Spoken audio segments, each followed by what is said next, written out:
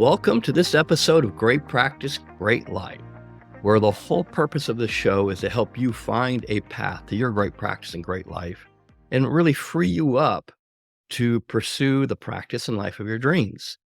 Today, we're kind of flipping the show on its head, and my good friend and longtime co-collaborator, Denise Cullen, is joining me today because Denise wanted to talk to me or ask questions about a topic we deal with all the time, which is, should I build my law firm for sale?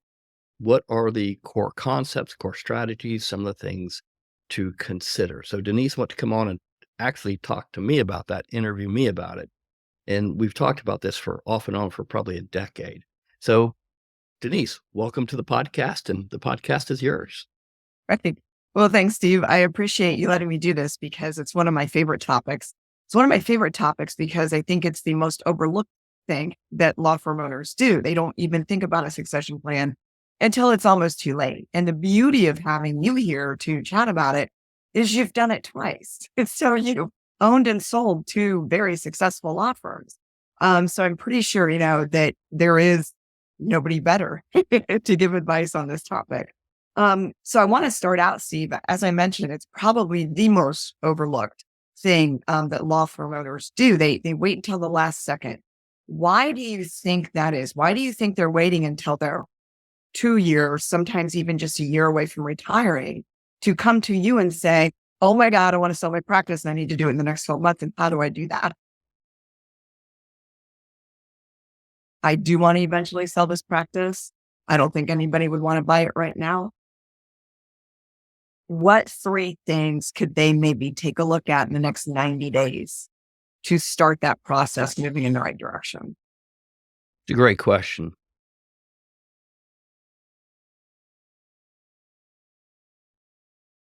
I think the first thing I'm going to suggest, Denise, is if they haven't completed their My Great Life 10-year plan or a 90-day plan, I would suggest the first thing they need to do is figure out where they're going and figure out why that practice fits into the vision of their life. And I know it sounds strange because you're asking me, what do they need to do to sell the practice? I think the first question is getting clear about the why of your life. Like, why does this practice matter? What's the importance of this practice? This practice is about just making you money and survival.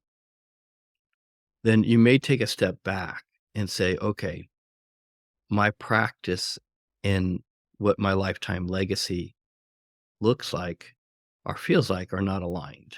And I'm going to put in the show notes a wonderful podcast from Teresa Morgan about lifetime legacy. The first thing I want to do is say, okay, if you're going to put another 1 to 2 to 3 to 5 years into practicing, or 20 years, whatever it may be, make sure the practice sits on top of your vision of what a great life looks like, your lifetime legacy. The second thing I would say is that we have tons of resources, both on our YouTube channel and our website. I would go look at some of those presentations we've done in the past so you can get your brain wrapped around it. In particular, start looking at what are the value drivers. What are some of the things that make the practice more valuable? I'll put in the show notes the podcast I did with Vinny Bonazzoli on client care programs, because if you have multiple recurring revenue in your practice via a client care program, I think you can sell it for a multiple, typically 2 to 3 times recurring revenue off of that. So if I'm looking at the future and I say I'm going to sell my law practice and I want to have a 10-year goal, that's what mine was. Where can I make most revenue, most bang for the buck? And really for a lot of folks, it's recurring revenue. That becomes the client care program, makes the practice very, very valuable. The third strategy for me, and it begins today, which is shifting your mindset around you as a hero to the practice and starting to see that the real hero in the practice is the client, the person that's hiring you, the person that's coming to you with their problem, their saga, their drama, their pain, their suffering, whatever's going on in their life, whether it's a divorce, a car accident, an arrest, an estate plan, elder law crisis, it doesn't matter. They're there because they're trying to solve a problem. And if you start to pivot where you can unshackle you as the hero of that story and realize that you're building a firm, an organization, that solves that problem and takes exquisite care of that person, then it liberates you and it takes the cape off your back and the chains as well. It allows you to think differently about growing the practice. So those were probably the three things. They're probably not simple, but yet they are. So you touched on something about being the hero. Um, when they're in that hero mode, it makes the law firm less valuable to the buyer. If they're working 70 hours a week, nobody wants to buy that job that they've created. They haven't created a true business. Yeah, you nailed it. So I've got 7 rules, all right? So you nailed the first rule. Rule number 1,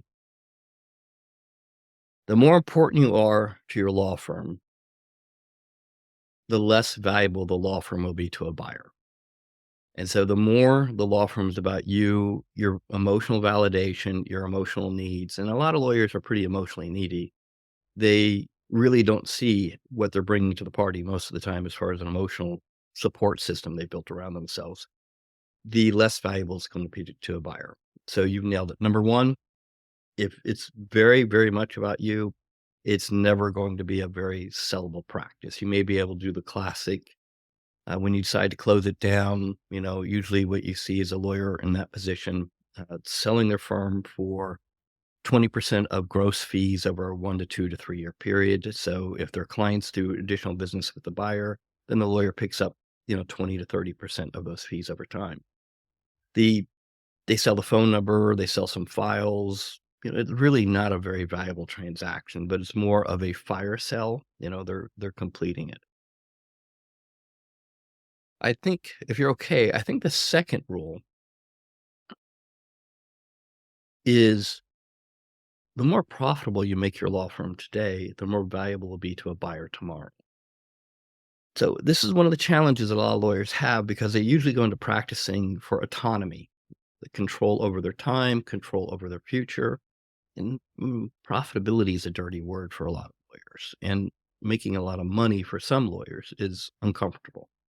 Most lawyers have an emotional ceiling of what they can earn and why they can earn it. My experience is most law firms don't have a ceiling, but the owner has a ceiling. So if you're looking to sell your law firm, think from the perspective of the more profitable it is, the more a buyer is going to want it. So driving for profitability while we push for that in programs, it's an important rule for a buyer. So rule number 7 is centered around marketing and advertising and making sure you have a strong marketing machine in place. Things that are rolling without you necessarily having to be there. Referral sources, if you're doing advertising, just having those things in place. You've talked about how important that aspect of it is. So my rule number 7 is pretty straightforward. You want to automate as much of your proactive marketing process as you can. This includes everything that you're doing on social media, everything that you're doing online, everything that you're also doing from a referral perspective. So if you can automate your marketing, it makes the practice more valuable to a buyer. Most lawyers are doing what I would consider reactive marketing. And, if they get a lead in, they jump on it. And that's really not that's not proactively building a marketing machine. It's just kind of responding to leads. And they think that's marketing. It really isn't. What you want to think about is what do you have to do to build a prospect or lead machine to your firm? What do you have to do to pre-educate? What do you have to do to pre-qualify? What do you have to do to get your referral sources to refer without you doing the work? Now, I'll give you 2 quick examples. When I was practicing, I had 3 people that were part of our intake team. And so the intake team managed bringing in leads, prospects, and reaching out to referrals during that time frame. We had a top of mind, the second thing was we had a top of mind awareness system that was constantly pinging our clients and constantly pinging our referral sources so that they were thinking of us on a regular basis. Those were not things I had to do or tell someone to do.